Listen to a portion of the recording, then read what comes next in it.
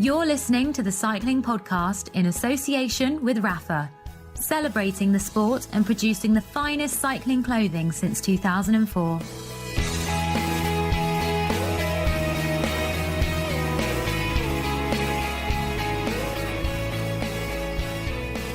Hello, my name's Richard Moore. I'm with Daniel Friebe. Hello, Richard. And Lionel Birnie. Hello, Richard, and Merry Christmas. Merry Christmas, everyone. It's nearly Christmas. It's a little bit early for that, Lionel, is it not? I mean, we'll get to that, will we not? We're not building towards that in this podcast. How do they celebrate Christmas in Watford, Lionel? Any traditions particular to Watford? I'm find some roadkill. Try and avoid no.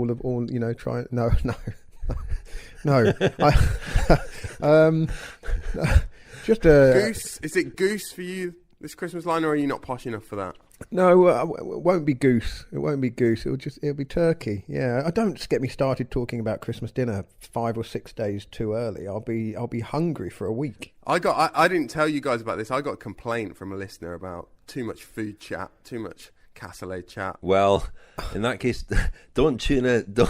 Don't tune in then next week for our cassoulet episode, is what I would Yeah, I know. It should have been discussed in our board meeting, really, shouldn't it? It should. I've actually left the turkey ordering too late, and so I don't know what we're going to be, since I tried to order my turkey yesterday and was told it was too late. I haven't actually mentioned that at home yet, but we'll deal with that. This is our final regular podcast, isn't it? Not only before Christmas, but of the year. Is that not correct, Lionel? I think that is correct. It's although we will have a sort of a montagey review of the year-y type thing that will go out between Christmas and New Year, so everyone can look forward to our highlights and lowlights. A whimsical flaneuring review of the year. I haven't heard it yet, so I don't know what's in it. So it's going to be it'll be like a opening a Christmas present. It'll be a surprise for everyone. Well, we've had to reshuffle the pack a little bit, haven't we, with this Chris Froome news, which is consumed us all for the last week or so, and our plans went a little bit awry. We do have, I mentioned already, the cassoulet episode. That was a dinner, myself, you, Lionel, Hayden Groves, the chef, and Orla Shinawee. That was a fun evening, and we made that as a podcast. That will now, we'll hear a clip from that in this week's episode, but that will go out, the full dinner will go out as a Friends special. Well, it'll be a bonus episode for Friends of the Podcast. So thank you everyone who's signed up as a friend of the podcast already. Thecyclingpodcast.com.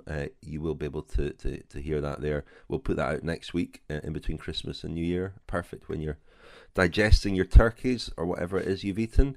We don't have a news roundup this week, do we, Lionel? We're just freewheeling a bit.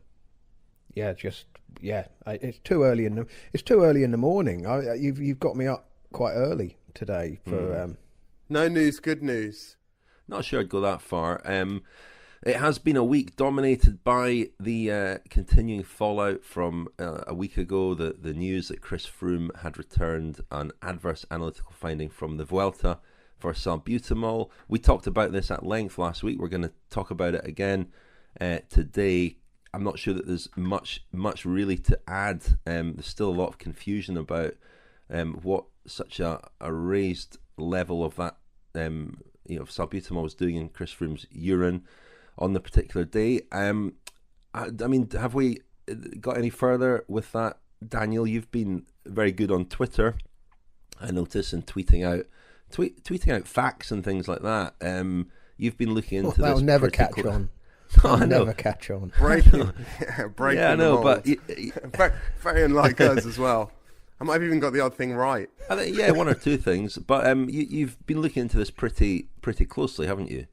Yeah, there's been a bit of clarification on a few things. We talked last week about this issue of the provisional suspension and whether Chris Froome could have voluntarily taken a provisional suspension, which then further down the line, should he get a ban, would actually be to his advantage, because then he would have, the provisional suspension would count as, they call it credit in the UCI regulations, against any eventual ban. So effectively, if Chris Froome had suspended himself when the test happened or when he got the result through, so in late September, he would already be 3 months into or 2 months into a provisional ban, and should he get, or were he to get a 3-month ban eventually when the sanction is announced, then he would already have those 2 or 3 months in credit, and he would be able to come back to racing straight away.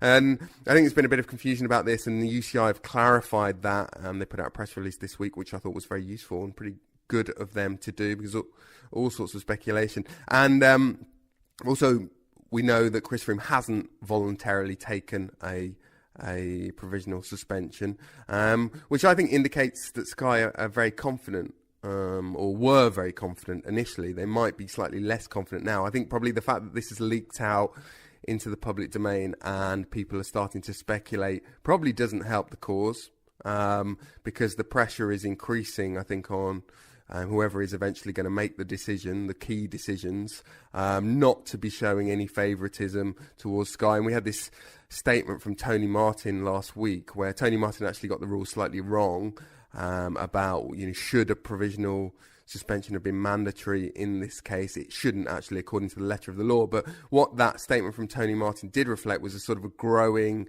kind of lassitude, a growing sort of tiredness with some kind of perceived favouritism towards Sky, which, it might simply be putting 2 and 2 together, that previously we had a UCI president who was British. Brian Cookson used to be the British cycling president, and then a team Sky winning the big races. And a lot of people perceived that there was some kind of bias towards Sky. Whether there was or not, we don't know. But yeah, I thought that was quite significant. Tony Martin, of course, has now corrected that statement, and he's got the rules right.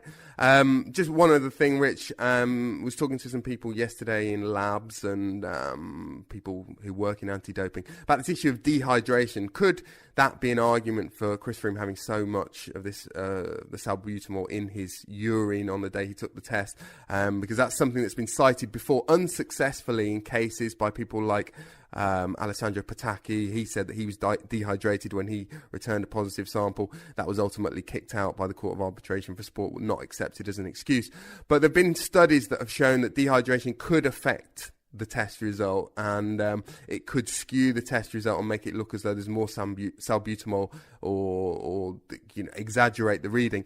WADA have never previously taken this into account up until a week ago, or 2 weeks ago, or a month ago, November 15th. Dates, I'm not very good on dates. When they kind of sneaked out this document, a new technical document about the interpretation of test results for next year. And from next year, there is going to be a slight sort of statistical correction. If we talked last week about urine gravity, not an area that I wanted to get into, but basically it's the sort of density of urine, and it's an indicator of dehydration. So if a rider now is perceived to be dehydrated, or his urine sample reflects that he's dehydrated, now there will be this slight correction made, which will effectively bring the kind of net salbutamol level down. And although this only is supposed to come into force next year, I'm told that as soon as these documents are released by WADA, the labs are at liberty, if it's in favour of the athlete, to apply the new standards.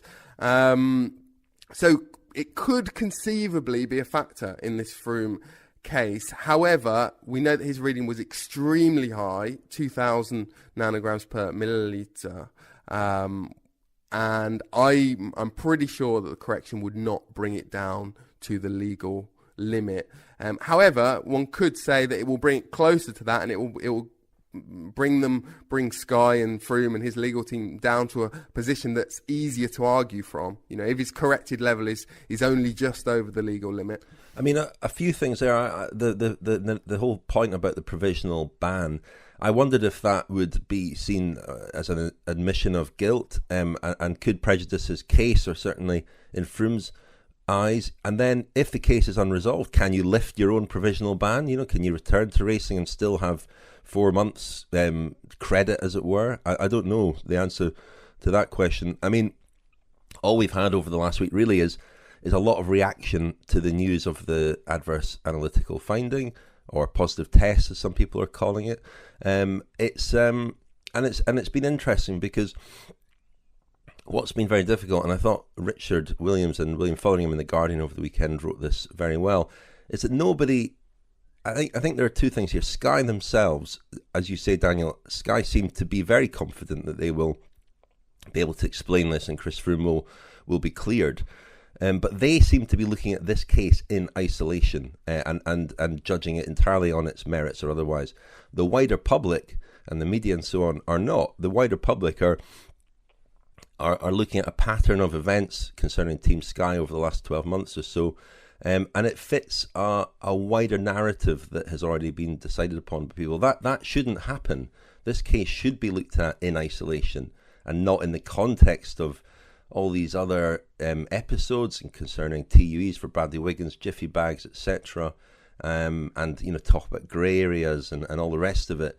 It really should be looked at in isolation, but of course it won't be. And it does fit that narrative. And as we discussed last week, I mean, actually, before I go on to that, another story just the last few days concerning the American sprinter Justin Gatlin is similar in a way, in that it came out that his coach and agent had been implicated in offering people doping products. It fit with a wider narrative that Gatlin has twice tested positive, and Linus Cat's not a big fan of Justin Gatlin. Justin Catlin. Really? And yet, as the dust settles on that story, it doesn't look like Gatlin is directly implicated in this at all. But the damage is done, and so with Froome, it almost, and certainly from the wider point of view, the wider public point of view, it almost doesn't matter what the facts are of this case. It fits with that wider narrative, and the damage, whatever happens, that the damage is done. Well, the pattern is unavoidable, Rich, isn't it? Because one of the things about the TUE, Bradley Wiggins TUE case that was revealed by the Fancy Bears hackers last year, and one of the things about this case was that I get the impression that there was a confidence that these events wouldn't find their way into the public domain, and of course they have done. Now, if we imagine a completely different set of events with Chris Froome, he's been asked to explain this adverse analytical finding, and the UCI has the capacity to carry out all of these proceedings behind closed doors, without damaging Chris Froome's reputation in the way that has undoubtedly happened in the last week. There, in a parallel universe, it's quite easy to imagine that if the lawyers and scientists who are going to fight Chris Froome's case were successful, and they successfully argued that there shouldn't be any kind of action taken as a result of this adverse analytical finding, this may not have emerged into the public domain. And I think the thing that's most staggering to me, Rich, is that you and Orla went down to see the Froomes mid-October, so 3 weeks after they learned this news, 3 weeks presumably into the process of gathering evidence and information and providing that evidence and information. And then after that, the whole deal to take Chris Froome to the Giro d'Italia was announced with quite some fanfare while all of this was going on in the background, and that to me seems to strike a slightly arrogant note that I'm afraid you can't avoid when talking about Team Sky and these incidents that do seem to come up at fairly regular intervals.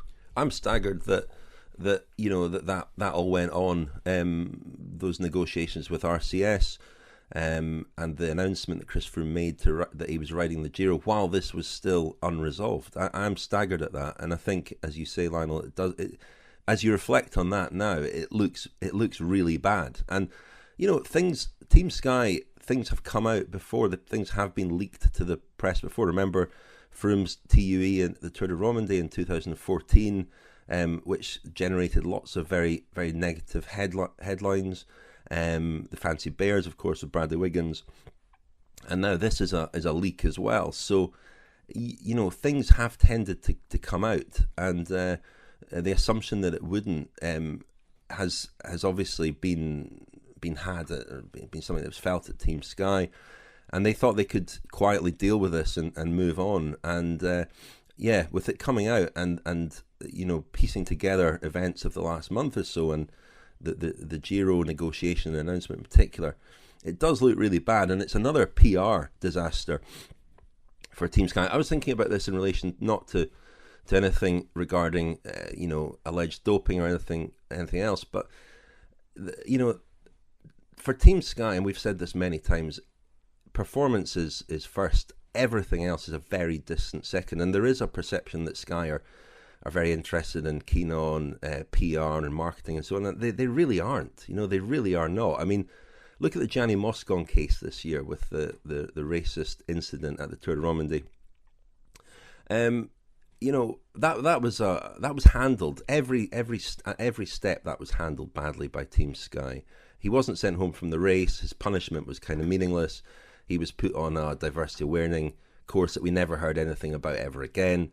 And at the end of the year, he was named Young Rider of the Year by Team Sky. There didn't seem to be much.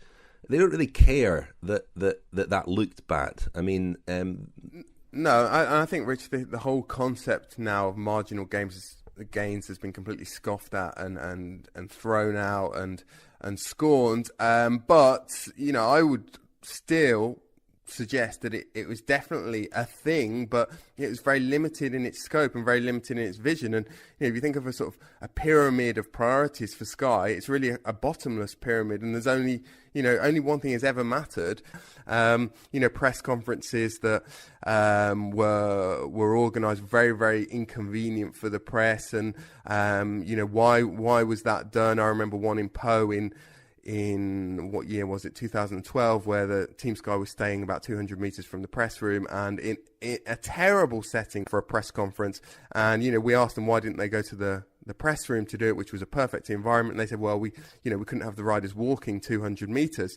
And that to me was indicative of how little they sort of knew and acknowledged about other aspects of the Tour de France, and besides the performance of their riders. The DNA of the team is the British Olympic programme, and it does come from that. It's hardwired, I think, in Dave Brailsford to be judged on performance alone, and that's what happens at the Olympic Games. Every 4 years, you're judged on whether you win medals or not, and that's it. There's nothing else. There's none of the other things that come along with professional sport, like image and PR and so on.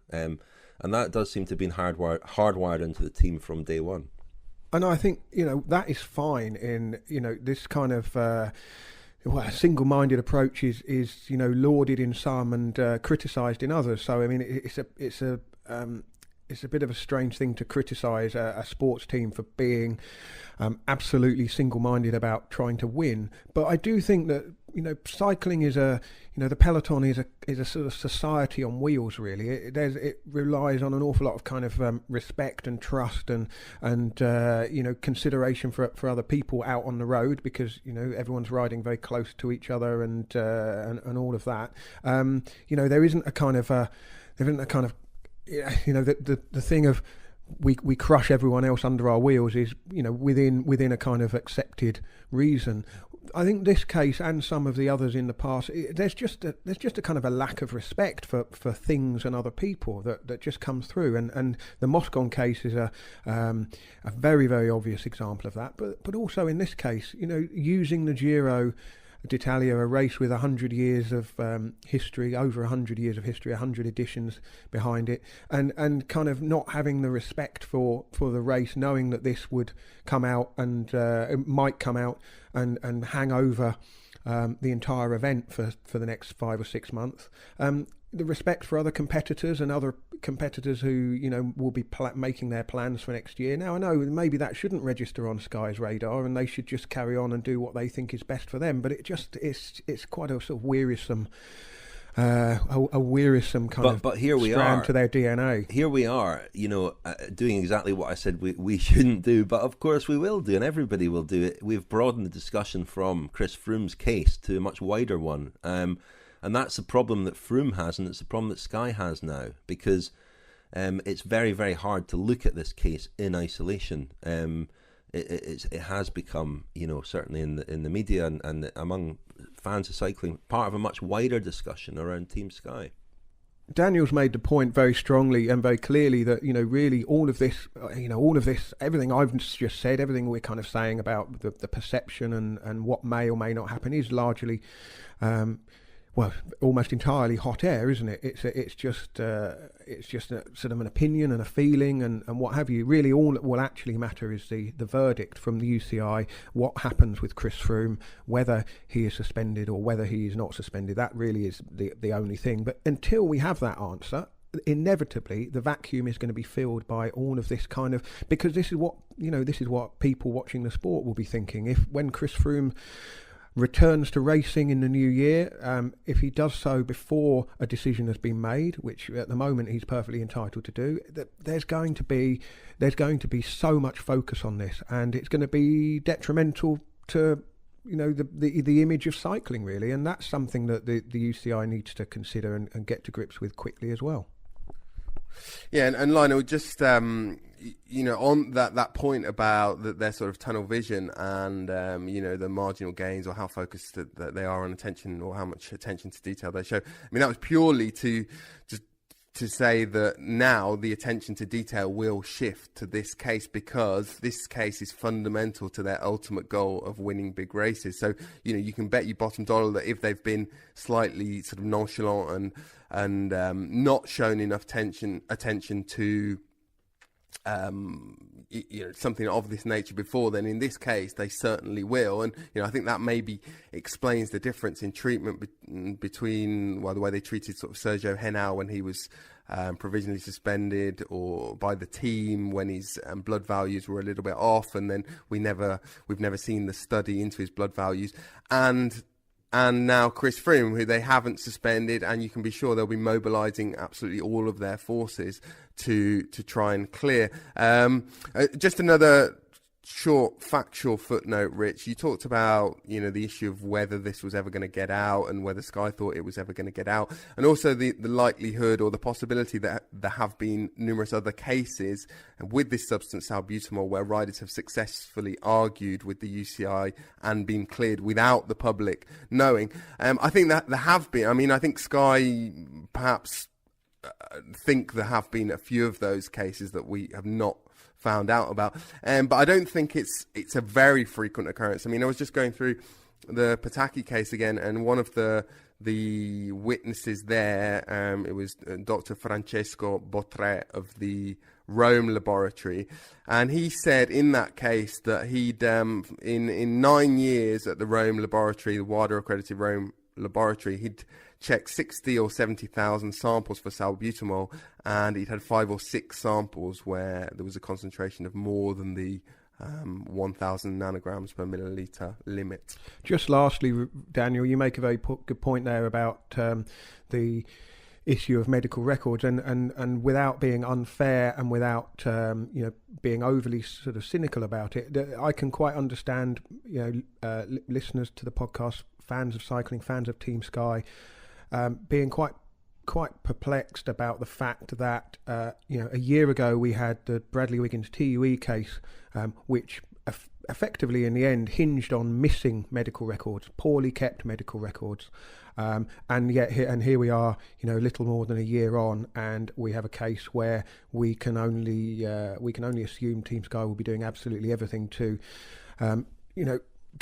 present every single medical record they have to support their case, and that kind of there's a sort of public perception to that as well. In one case the records went missing, and in one case perhaps the records are entirely complete, and you could say, well, they've improved their record keeping, as Dave Brailsford said that they would, and on the other hand, the cynics could quite easily say, well, they went missing when they had to, and they were available when they needed to be. Whoever you are, whatever you ride, whatever the reason, Rapha exists to improve your ride with the finest kit, inspiring stories, and vibrant clubhouses and communities all over the world. Well, that was a very festive opening part to the podcast, wasn't it? I feel in a mood for a mince pie now, Rich. Well, before we press on with Daniel's trip to the cyclocross, which I'm really looking forward to hearing, we should say a big thanks to Rapha for sponsoring the podcast, and our range of Rapha clothing and Peddler de Charme t-shirts and jerseys are available at if you go to shop at thecyclingpodcast.com, that'll take you to our page on the Rapha website. I should clarify, Pedaleurs de Charme have been saying for weeks that they are imminent. They have been held up, unfortunately, out with our control. They will be available, I've been told to say, in the first week in February. They'll definitely be available then. I hope they'll be available before then, but they'll definitely be available for then. So I'm sorry they're not available for Christmas as we promised. Big apology for that. But they will be coming soon. Just to inject some festive cheer, and also on our sponsors Rapha, the Festive 500, which is Rapha's annual challenge to get people to ride 500 kilometres between Christmas Eve and New Year's Eve. I've been sort of volunteered to have a go at this. I already know you've been flirting with it, haven't you? 500 kilometres.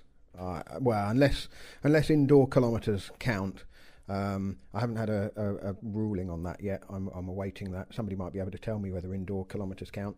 But I've got basically too much eating and drinking to do between Christmas Eve and New Year's Eve. There's just not enough time for cycling. No, I'm curious to see whether Daniel will actually beat you running, whether he'll cover more kilometres running than you will on a bike. Well, maybe that's the challenge. Maybe, can I? Yeah, okay. Daniel, are you? What are you aiming for, Napalm? What sort of ballpark figure? I reckon. Well, I don't know. In a week, you need to. I'm going to aim for about 150, 200 kilometres. No, that's too much. What am I talking? That's too much. 100 kilometres and I'll beat you. Anyway. You still may beat me. I mean, the weather, for me, the weather's a big factor. I'm too soft for winter cycling. I'll try and walk 5,000 steps a day. That'll be my little contribution to this. That's basically a sedentary lifestyle, Richard. It is. I don't plan on leaving the house, obviously. But listen, let's crack on and do something quite festive, or listen to something quite festive.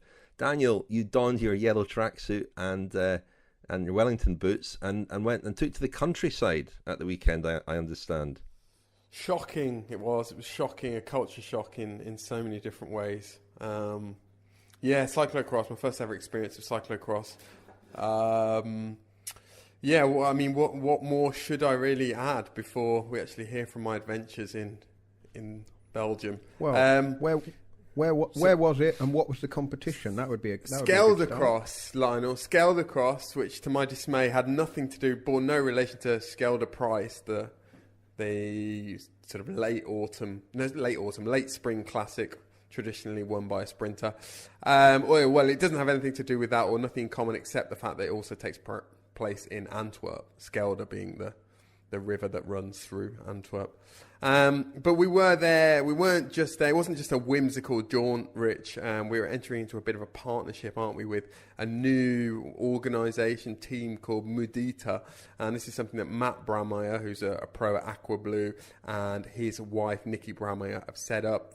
And basically, it's going to be a new team for Nikki from the 1st of January. But it's not just a team, it's a project. Matt's a very, very dynamic young chap. He's a bit like you, Rich, a bit of a buffalo in that he sort of has these plans and he tends to execute them, whereas the rest of us tend to sort of flanner and flounce around and just make empty promises. But yeah, Matt has he's set up a fantastic kit appeal for where he's collected a lot of secondhand kit and sent it to Africa, and then now he and Nikki are behind this project, which seeks to really raise the profile of cyclocross in the UK. And part of this project is going to be a podcast in conjunction with us. It's going to be a bit of a trial this year, and we'll see how this goes down. My package, first of all, but we are going to be at the World Championships in Valkenburg at the start of February. We're going to do a big preview. We're going to be in Valkenburg, and then we're going to do a review show as well, and that's going to be called the Cyclocross Podcast, not to be confused with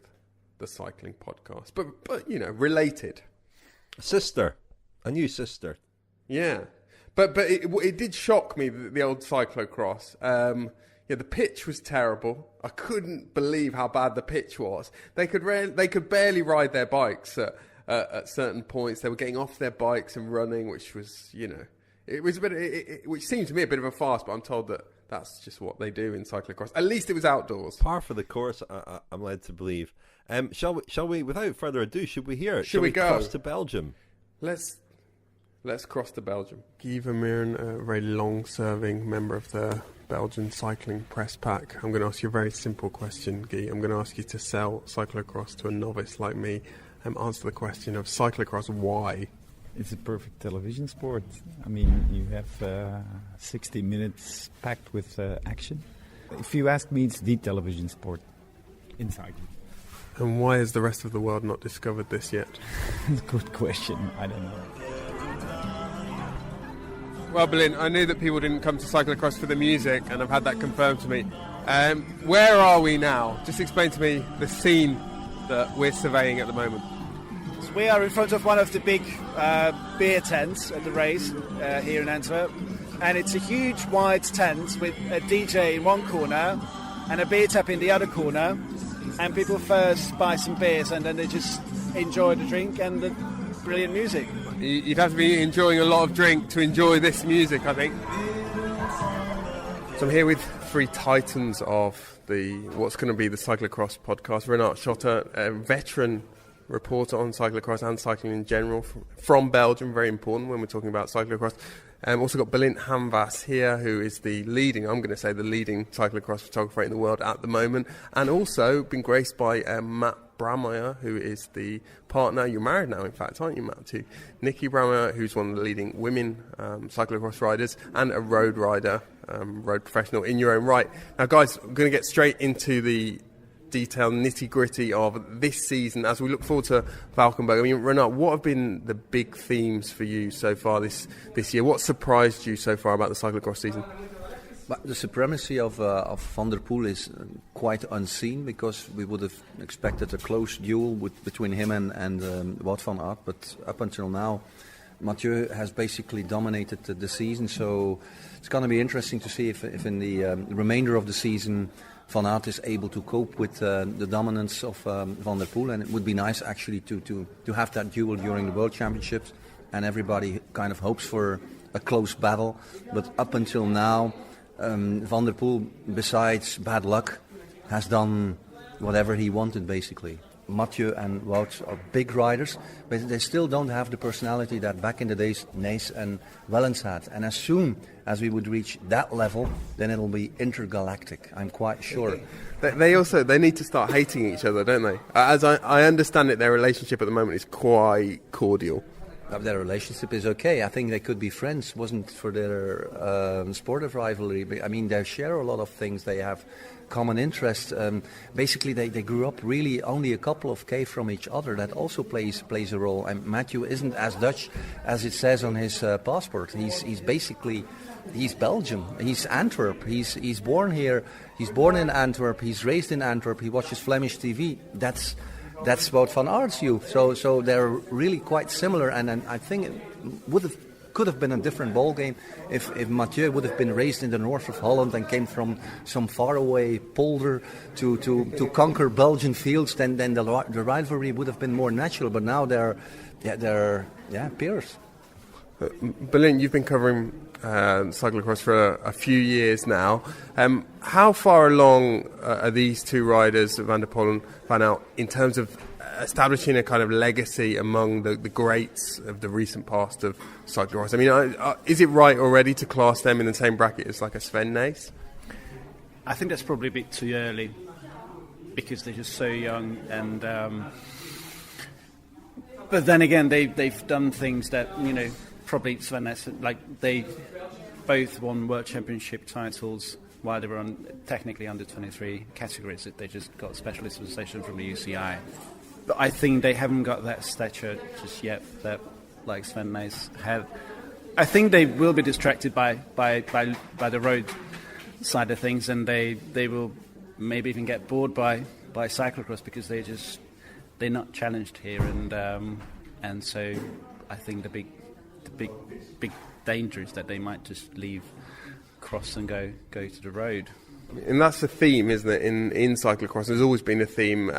Is that ever going to change? That, you know, we've seen the likes of Stibar achieve a certain level of dominance in cyclocross and then move on, and, you know, it's likely to happen with both of these guys. Do you think that's ever going to change, Renat? Well, it's different now. Stibar was let that be clear, was a great champion. But if you look at the talent, Wout and Mathieu are both sharing, then I think they're already playing in a different category, because Stibar was never able at the same age to do what those two guys have already done on the road. So I think they're more gifted, and in that way it's a different ball game. Will it ever change? It can change if the sport gets more popular worldwide, because that's a problem. It's basically, the situation. It's big in Belgium. It's also quite big in Holland. But then, as soon as you leave the Benelux, it's a problem. I think the Anglo-Saxon countries have a real chance there to pick up the sport. And I just hope and pray that Pidcock stays in cyclocross, and that British cycling sees that cyclocross has potential, and that it gets on British television and stuff like that. That would be awesome to make that leap. Maybe it's a quantum leap, but I just hope for it, because I'm quite sure with popularity bike racing these days has in the Anglo-Saxon part of the world, if they would have a champion like Pidcock now a youth champion, but if he becomes a pro champion, then I think the roof will be on fire. I'm maybe a little bit biased, but I think the women's racing is being better than the men's racing this year. There was a bit of a winning streak at the start of the year from Mout captains, and then Sanna's obviously, she's strong in most of the races, but you see it a lot in the women's events. People have their ups and downs, and a lot of the time in cross, it's horses for courses, and some people will be good at one race and then they'll be totally horrendous the next day. So if you ask me, it's been really exciting, and the build up for the Worlds I think is going to be even more immense and exciting. And we're talking at Scheldecross, and it's we're midway through December, and this is where Marianne Vos is coming back. Is there always a slight concern, Matt? Look, Marianne Vos is going to explode again, and she's going to get back to the level of dominance that she once held? Of course it's natural to feel a little bit threatened by these girls coming back in, because they are, the superstars of the sport, but we're happy, it's got to be good. It has to be good for cyclocross, to have riders like Prevost and Vos coming back, and it's just it's a win-win situation for everyone, really.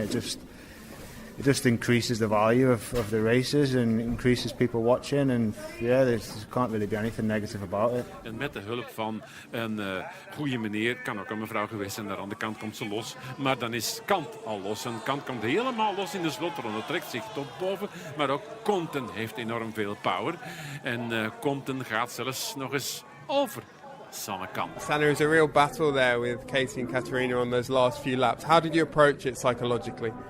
Yeah, the course was really fast, and we were with a small group, and we go with two in the last lap, and it was a nice battle with Katie.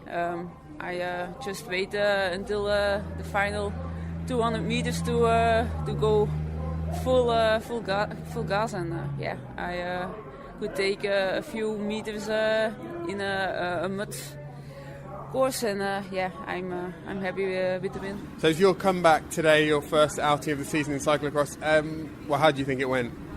Went pretty good in the start, then pretty bad for 1.5 lap or two, and then I got some rhythm back, and I found myself back in position 8-9, and I think that was the position I was in place today. So it was maybe not for the others, for all the people to what they expected, but for me it's not a big surprise. First time back, and I lacked the rhythm. I didn't have the best preparation health-wise, but it's like it is, and cyclocross it is hard, and I'm happy. I started the season, and I hope I can pick up the rhythm from now on. And when you throw yourself back in like this, Marianne, is it more the technical skills or the technical rustiness that's the problem, or is it the physical? Technical is a thing, because obviously, and that's also part of the routine. If you are more on the cyclocross bike, you feel more at ease on the bike. But I have to say that wasn't a problem today. I made some mistakes, but more because I was tired. So retired to the secret layer of cyclocross's golden couple, the Brameyers. Matt's here, Nicky's here. not really a golden couple because, Matt, you don't compete in cyclocross. However, I'm trying to get him to. Nikki's trying to get him to. I don't know if he's cut out for all the mud, to be honest. First of all, Nikki, we've just watched you compete in Salbutamol tomorrow, a bigger race in Namur, but how did today go for you? Yeah, I was happy with it. Like, Salbutamol is not really my favourite course. It's pretty fast and not that much mud, whereas tomorrow's hilly, proper technical, muddy, off cambers. Like, tomorrow I see as a real cross. So I'm quite happy with today. I was a little bit gutted because I had a flat tyre, so lost the front group midway through the race.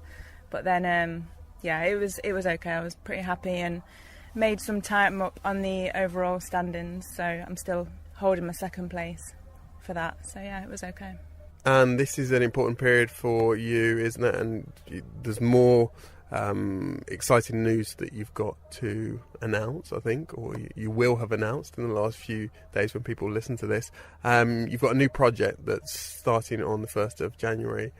Tell us about Mudita. Okay, so Mudita is basically a project to try and help cyclocross grow in the UK. We've got a few different avenues that we're kind of been putting together behind the scenes, which is a pro team, a academy team, coaching, and basically just trying to get kids on bikes through doing some cross clinics in the UK. The aim is just to help cyclocross grow in the UK and provide a bit of a pathway for like the younger generation coming through the ranks, because I don't think there is one at the minute, and yeah, we just need to get people more involved in cyclocross. Hier voorbij kwam bij het einde van de eerste ronde met de snelste ronde voor Lionel. The women's race has just finished. We've seen Sanne Kant, who was the favourite and is the world champion. You see, I'm learning very fast. She was, I wouldn't say a convincing winner, but she won in a sprint. She was in a group with Katie Compton and Katarina Nash. And the men have just gone off, as you can hear. If you understand Flemish, that is. Hier hebben we Van der Poel met Van der Haar, die daar nog wat wringt, maar daar uiteindelijk nog wel de bovenhand houdt. En dan gebeurt er wat. Er gebeurt net na de zwiep of voor de zwiep van de camera. Daar is Van der Poel wat blijven hangen. Matthew, one area where people might think that Wout would be superior or your equal is running, and today you sort of turned the tables. Yeah, I know my running is good for quite a while now. I did some regular running trainings now. The past years it was a bit difficult with my knee injury, but this year I run like once or twice a week maybe, and I feel that it makes a difference.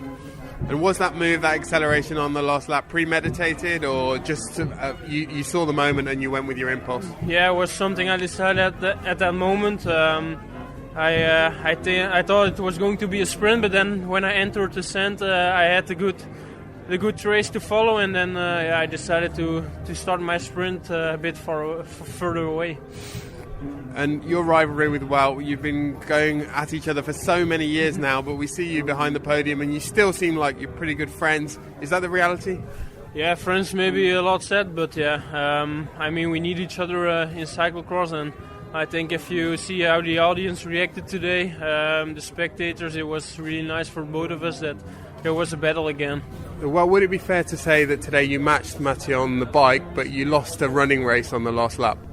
Yes, of course, the difference has been made on the running section in the final part of the course. But I don't think I'm a bad runner, so I think he was just stronger when we jumped back on the bike, and he just had a little bit more left in his body than I had. I chose to stick in his wheel on the last lap because we had a long piece of headwind towards the finish line. But when you're 10 or 20 meters behind, you don't have the profit anymore of the wheel. So yeah, it was my tactic and not the best one in the end.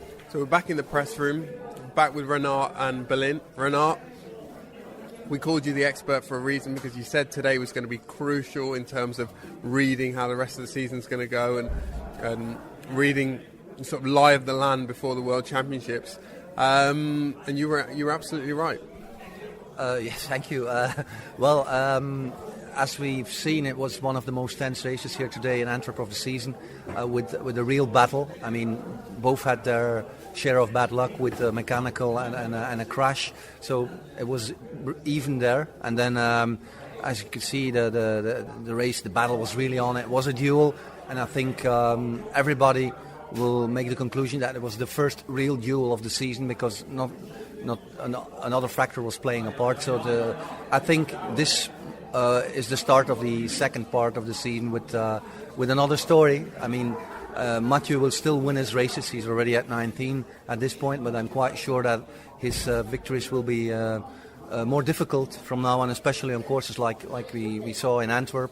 So I think anything's there now for the moment. For the worlds, of course, it's still a long way, but I would say that Mathieu is still the main favourite to get that next rainbow jersey, but I think the edges are tighter now. And one of the main things that struck me today was that in the interview afterwards, Wout van Aert told the audience that he's lost weight during his training camp, and not a little bit of weight, but more than 2 kilos, which is really a lot in this phase of the season. So I think he's going to get an advantage of that in the remainder of the season. And Berlin, do you agree at a turning point in the season, or just a sort of glimmer of hope for Wout, which might be extinguished in the next few weeks?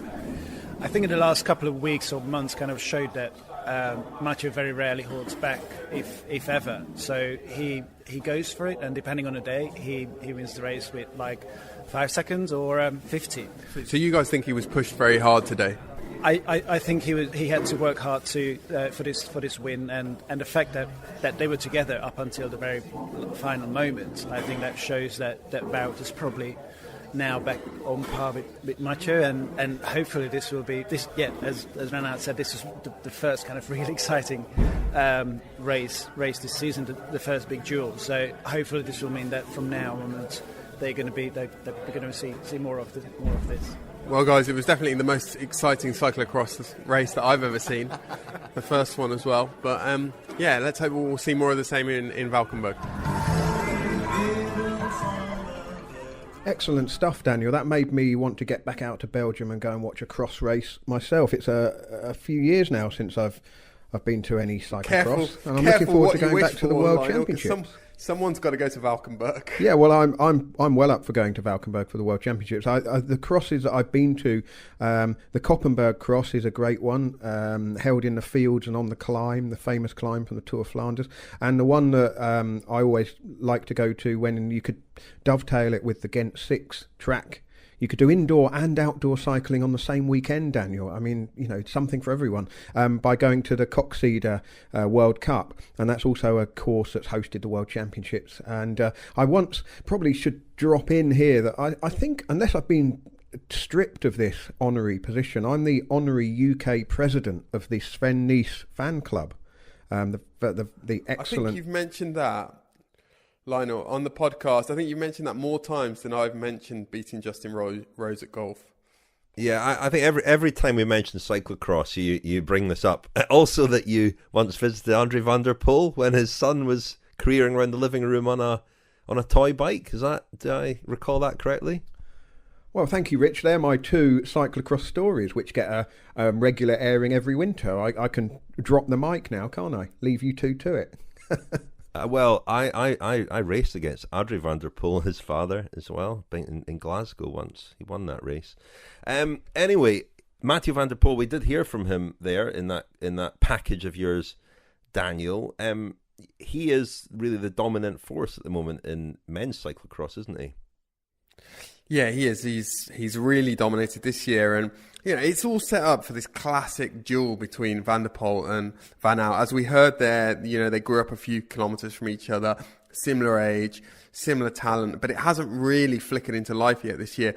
But all sort of frivolity aside and facetiousness aside, one thing I did take from the cyclocross at the weekend was that this is a sport that really lends itself to duels, and it has a lot of what we wish we had in professional road cycling, i.e. direct confrontation on a very regular basis between the biggest names and in a very sort of neat, compact package of 1 hour. And as we heard Guy Vermeuren say there in the package, it's the perfect television sport. And this duel between those two riders could develop into one for the ages. But just speaking to a few people at the weekend, the attendances have been down this year, and there's a bit of a trend over the last few years since Sven Nys, a good friend of Lionel's, since he retired.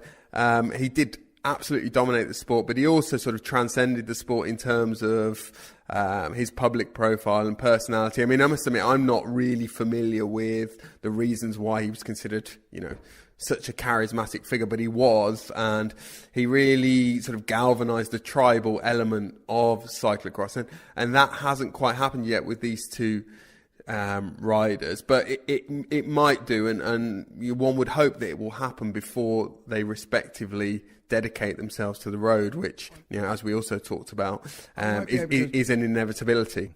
One of the great things about it as a sport, and you can watch a lot of it online. You can see the variety of different courses. It's going to test my knowledge here, but certainly, there's coastal courses in Belgium. So, I mean, Coxeter, for example, is held in sand dunes. There's one a little bit further along the coast that actually kind of goes onto the beach. And, Skeldercross, Lionel, there was a bit of a section on the beach. Does that do the same? It was a links course. It was a links course, Lionel. I'm surprised you don't know the proper terminology. And then, of course, you've got, weather conditions as well. You could have a muddy race on the same course as, last year it could have been sort of frozen and firm. And so you get different courses suiting different riders. There's a lot of variety to it. And there's sort of the big competitions, obviously the World Cup, the Super Prestige, and the competition that the Salbutamol is part of, which is it called the DVV trophy these days? It's they're all slightly different. I think the World Cup and the Super Prestige are run on points for the overall competition, and I think the DVV, is it still run on time, where basically a sort of general classification race by race? Well, we're gonna discover all of this early next year, aren't we? When we go to Valkenburg for the World Championships and get under the skin of cyclocross a bit more. Because one of the great things is, I don't count myself as an expert. I count myself as a kind of keen enthusiast on cyclocross. So I'm looking forward to finding out a bit more about it. Yeah, I mean, one of the difficulties of it is we talked there about the beach section and. What do you call these things? I mean, I struggled with the vocabulary. I mean, I hope I was able to wing it to a sufficient degree. I hope it didn't come across too strongly to the riders there that I didn't know what I was talking about. Talking about the running section. I mean, is that like talking to a golfer about whirling a club instead of swinging a club? I don't know. I might have completely put my foot in it. I think you got away with it, Daniel. And you've been doing it for 15, 16 years in road cycling, so don't worry about it. That's true. Oh, dear. So the Cyclocross podcast will be back with a sort of a week of 3 episodes, 2 or 3 episodes. We'll have it sussed then, Lionel. We'll know everything by then. We'll be right on our game by the time the first week of February comes around. I hope you don't alienate listeners with your knowledge. You want to take the listeners on a journey with you. I'm sure a lot of our listeners are very keen on cyclocross, but perhaps more are in the same boat as me and keen to find out something about it. Well, and Rich, we've made some fantastic signings. Renat Schotter, the voice of cyclocross, one of the voices of cyclocross in sports. You heard him there. Some fantastic expressions there, some fantastic sort of metaphors. Talking about the rivalry between Van Aert and Van der Poel going intergalactic very soon, and the roof being on fire if Tom Pidcock, the British under-23 rider, develops as we think he's going to develop. So, Renat was very excited and he got me excited. Well, I can't wait. I'm so excited about this too now, having heard that, really. Before we take another little short pause, we're going to hear a little clip from an episode that in the original programme was going to be played this week, but with the Froome news, we've rejigged things a bit, and our cassoulet dinner, which was myself, Lionel, Birnie, Orla Shinowie and Hayden Groves, the chef, and took place at my house a couple of weeks ago and included a sort of review of the year. That will now be released as a bonus episode for friends of the podcast, so we'll release that between Christmas and New Year. We released this week lunch with Luke. It's lunch with Matt White, that seems to have gone down well. Now, I should say, last week we played a clip from the Matt White episode, and it was maybe a little bit clunky, and one or two of you were confused because it began playing immediately after a segment discussing Froome. So we apologise if that created any confusion. It was a clip from the Friends special, which is available now. We're going to hear now a clip from the Cassoulet dinner. A reminder that Hayden's book, The 3 Tours Cookbook, from which we all cooked recipes, and it was delicious, and he was a great guest. That is available, and all the proceeds are going to Cure Leukemia. So look out for that. At the start of the next section, I'll tell you how you can buy that. But let's hear a little clip now from the Cassoulet dinner, which will be available next week as a bonus episode for friends of the podcast. Cooking is pretty stressful when you know other people are going to be eating it. I mean, if you're cooking just for yourself. Welcome to my world. And it is. I mean, when you cook at home, and I think that's what the cookbook is all about. It's accessible recipes for the aspirational cook. It's not 3 days worth of mise en place, eight chefs behind you putting food on £50 plates. It's about just great food like we've enjoyed so far this evening. You know, no pressure for Orla with her tiramisu. Orla. I'm going home now. Yeah, she's going home now. Anybody can top up? She will just get you drunk before you have the tiramisu. She's going... No, but she's just taken the takeaway portion of your Cassoulet. Orla's also just downgrade. Well, she's flipped my 9 into a 6 for the starter. I know, sorry. I went in. I get overexcited about things, and I was like, it's food that I haven't cooked, and it's quite tasty, so I'll go for a 9. Wow. I hadn't had one single portion of Cassoulet before tonight. I've now had 3, and I could keep going. It's amazing. Become a friend of the podcast and get at least 11 exclusive, in-depth episodes for just £15. Go to thecyclingpodcast.com to sign up for 2018. The Cycling Podcast is supported by Science in Sport. Science in Sport. Fueled by science. Thank you to Science in Sport for sponsoring the Cycling Podcast. We are extremely grateful to them for their backing. Them and Rapha have been with us all year, and they've allowed us to produce all these free podcasts. I think about 135 odd free podcasts this year. Which is a lot of listening. You can get 20% off your Science and Sport products at scienceandsport.com with the code CPAUG20. Now, Hayden Groves is an ambassador for Science and Sport, and we heard a little bit from our dinner with him at the end of the last segment. You can become a friend of the podcast at thecyclingpodcast.com. It costs £15 for 2018. That's 3 episodes released already. This year we released, how many in the end? It was about 32 sort of episodes of varying lengths for friends of the podcast. So we commit to 11, but we will produce more than that. And thanks very much to everybody who's already signed up as a friend of the podcast. We've released At Home with the Froomes was the first one. That came out with great timing just before the Froome news. Then we did lunch with Matt White, and now the Cassoulet dinner, and lots more to come in the new year. We were going to talk in this final segment of the final regular podcast of 2017, do a bit of ramble, a bit of a roundup of what's going on in the world of cycling. I mean, we opened last week's podcast. I jokingly said the big news of the week was that Lotto NL Jumbo had sent home 3 riders for using non-approved sleeping medication. I was very flippant about it. There were 2 points to that. One is, had that been Team Sky, it would have been a very, very big story. But the second point is, it actually was quite a big story, and is quite a big story. I mean, Juan Jose Lobato has been sacked by the team, or left by mutual consent, I should say. And the 2 young Dutch riders involved have been suspended for 2 months.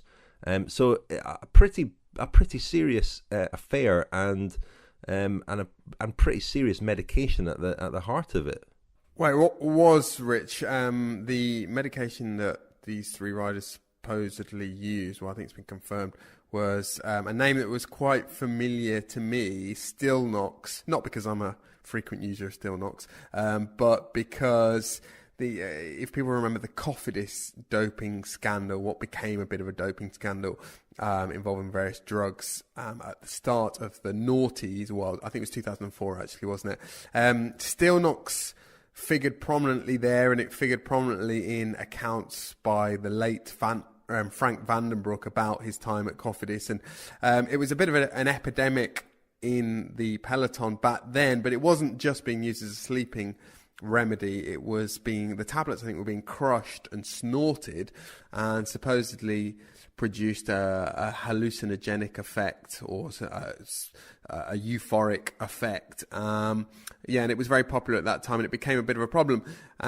We don't think that it is a problem on that scale anymore, but it certainly set my antenna buzzing when I heard the name Stilnox. Yeah, well, you mentioned Cofidis. I mean, by all accounts, what they would do during sort of training camps, almost, or team get-togethers, if they had a kind of a night on the beer or the wine, they'd take the sleeping tablets and then drink, and then basically try and stay awake. And it's not a medication to be messed with. Clearly, I mean, we don't know the circumstances fully, do we yet, of what has happened at Lotto NL Jumbo, but They did say alcohol wasn't involved. They did clarify that.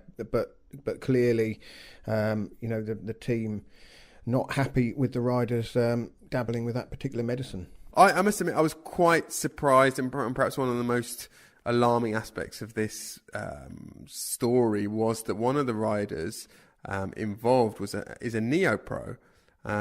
Pascal Enkhorn, who's very promising neo-pro. Well, he hasn't even made his debut yet, I don't think, unless he was a stagiaire last year, but this is his first full season for Lotto NL Jumbo.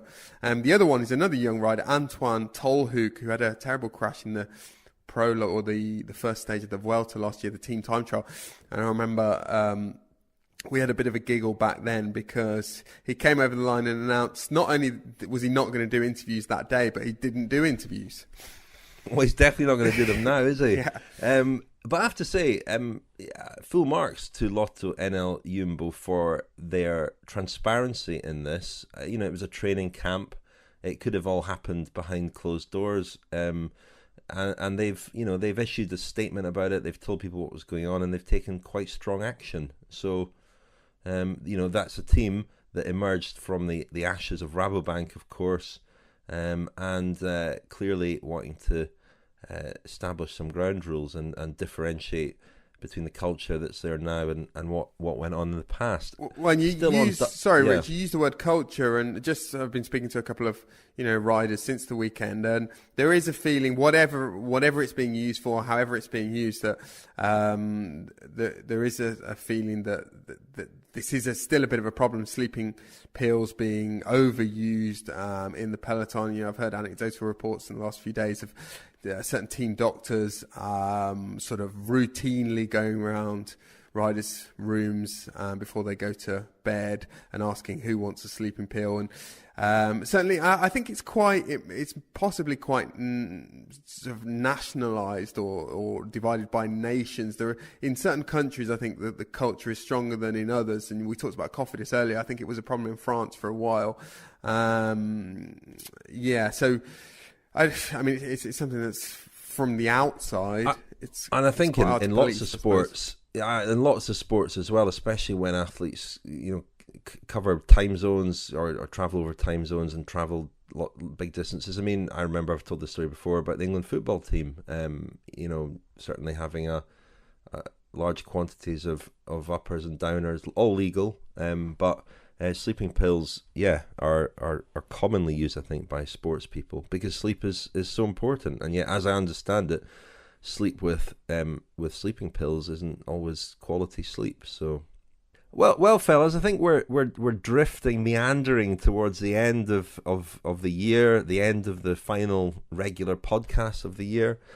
And before we go, I think we need to say Merry Christmas to everybody. Happy New Year when it comes, and thank you for listening throughout the year in record numbers. We've got a lot of new listeners this year, and we're very grateful to you for listening. And to a lot of you for signing up as friends of the podcast. Very, very grateful indeed. Thank you. Keeping us going and allowing us to make some very ambitious and exciting plans for next year, which we're looking forward to. But we do have some thank yous, don't we, Lionel, before we sign We do. off? Well, first of all, we have to thank our 2 title sponsors who have backed us all year.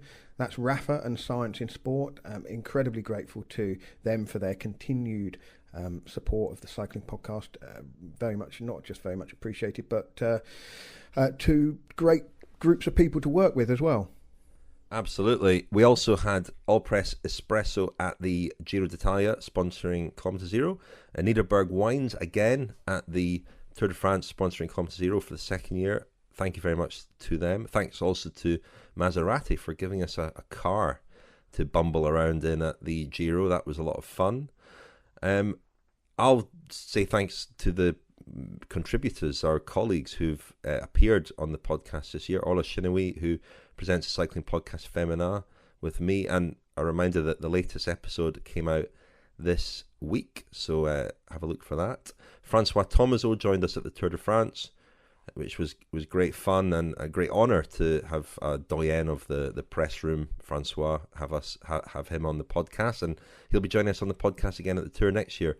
Fran Reyes joined us at the Vuelta, thank you to him. Ciro Scogna-Emilio popped up and shot off again throughout the year, thank you to Ciro. Seb Piquet, a regular on the podcast, and Hannah Troop has been very helpful as well. Producers, Daniel?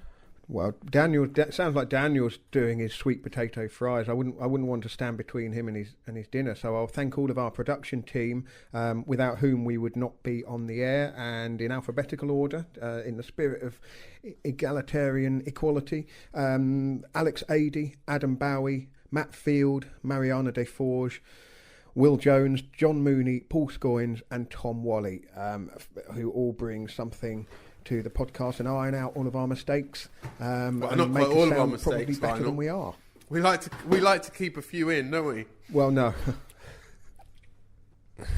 We do. Thanks also to Yeah. Nick Christian for doing our weekly newsletter. If you've not signed up for that, thecyclingpodcast.com. He writes very entertaining and witty weekly newsletter. Thanks to Nick. Thanks to Simon Gill, who does our photography. Jonathan Rowe, Director of Podcasting, he's down as here. I think that's fair. He does pretty much everything other than actually podcasting. But thanks to Jonathan, he's a great help, especially with friends of the podcast. And if any of you've got technical problems, he's the guy that helps and does so very efficiently and well. Also works on Christmas Day. He just works all the time. So if anyone's got problems with the podcast on Christmas Day, give Jonathan a call. Yeah, he'll be very. And throughout the night, he'll love that. Thanks to David Luxton, who's our agent, and his colleagues at David Luxton Associates, Rebecca Winfield and Nick Walters. And a big thanks to the people who provide our music. Depending on which episode you're listening to, the music is either by Glass Pair or 13 Senses or the fantastic Amaratera. They provided the music for our Giro episodes. Santoray are the sound of the Tour de France, and Mas y Mas are the sound of the Vuelta. And also, of course, the hosts of our podcast, if you like, Audio Boom, and that's the company that basically hosts all of the audio files and makes sure that when you want to listen to an episode, you're able to do so. And big thanks to Ruth Fitzsimmons and all of the people at Audio Boom. Just one little note of business for anyone out there who's listening on SoundCloud, which is another podcast audio delivery system. Unfortunately, from the end of this year, we will no longer be posting our episodes on SoundCloud. So if you use SoundCloud, there are loads of different places that you can listen to the podcast. If you check out thecyclingpodcast.com, I think there's a list of the places that you can listen to us. And if the reason you use SoundCloud is because you like to download an actual file onto your desktop or what have you, don't worry, because you'll be able to do that from our website from the start of January. Great. Well, thank you for those thank yous, Lionel. Hope you enjoy your sweet potatoes, Daniel. And I think we should sign off and sing the episode out. What do you reckon? Sing? No, I'm joking. Of course we're not going to do that. No, thank you very much, Lionel. Have a very Merry Christmas and Happy New Year when it comes. Thank you very much, Richard. I do hope you managed to source a turkey before the big day. I mean, I sent you that picture. Of Iceland's turkey slices in gravy. I do hope that you don't end up with that on Christmas Day. Well, last year I got one on Christmas Eve in M&S, but last year was a little bit different. It was an emergency situation. This year we do have a plan B, and that is goose. So don't worry about us. We'll be fine. The father-in-law, so disgustingly posh. The father-in-law went and wrang the neck of a goose in their garden recently, and we'll be bringing it over. So don't worry, and we'll be enjoying some of that type of food when we land at their house at the Tour de France in July next year. Yeah, that was one of the best things about the tour route, was the fact that Amiens will be on the route, and means that we'll be able to stop off at your in-laws, where you're absolutely right. We had a goose from the garden, and it was delicious. Yeah, plenty more where that came from. And thank you, Daniel. Have a very Merry Christmas and a Happy New Year. You too, chaps. Oh, he's too busy with his low GI. Well, and then fries, vegetarian sausages. Anyway, vegetarian bratwurst actually. Anyway. Oh dear, almost pointless eating those. Right, on that note, thank you very much to everybody who's listened to the podcast this year, and we'll see you on the other side in 2018.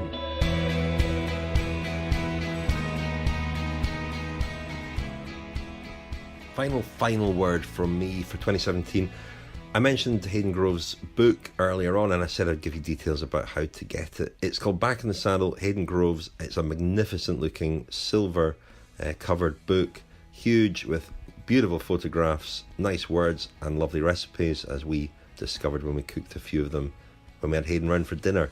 As I said, the money all goes to cure leukemia, 100% of the proceeds. The book costs £30, and you can get it at 3tourschallenge.com. 3tourschallenge.com. Go and check it out there, and do buy it if you fancy trying some of these beautiful recipes from France, Spain and Italy.